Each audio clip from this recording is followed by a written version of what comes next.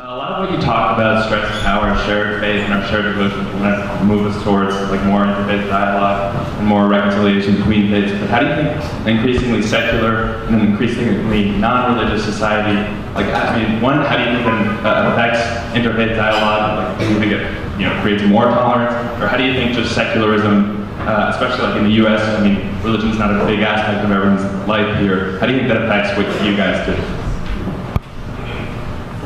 Sure, thank you for that. I think from the perspective of secular society, I think you're right, it's impact certainly a lot of the work that we do. I think for Catholic Charities, for example, one of the things that we do is it's very clear that we don't serve people because they are Catholic. We serve all people because we believe that they're made in the image and likeness of God, and we serve them because we are Catholic.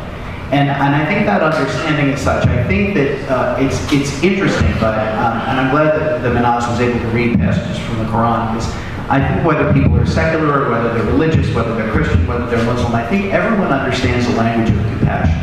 I think the language of compassion is something that really communicates across cultures. And if any of you have had the opportunity to travel overseas, you'll be able to see this. I think so long as, it's very funny, but I mean, a smile is universal.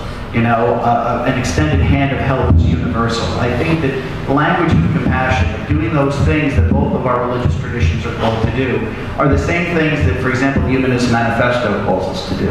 So I think, again, to concentrate, on the service aspect, to concentrate on those things that draw us together is very important. I'm glad that Mehnaz mentioned the media, because, again, that's not going to make Fox News. That's not going to make, MSNBC. That's not going to make the headlines because it's not sensational.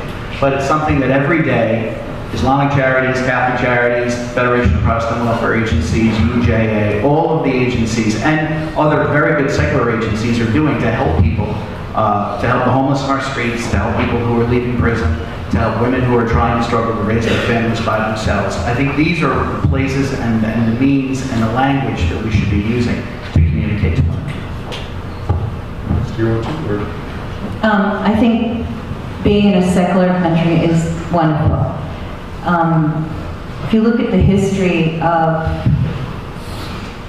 the founding fathers of the United States and how they, even in 1600s, were writing diverse texts for colleges. They were all male colleges at that time, but they were, and they were including religious freedom.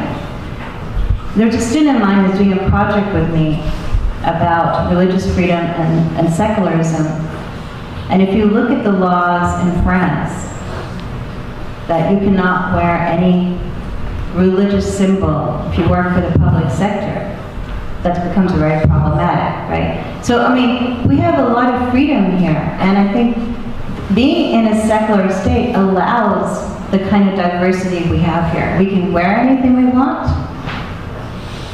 right? We can practice anything we want.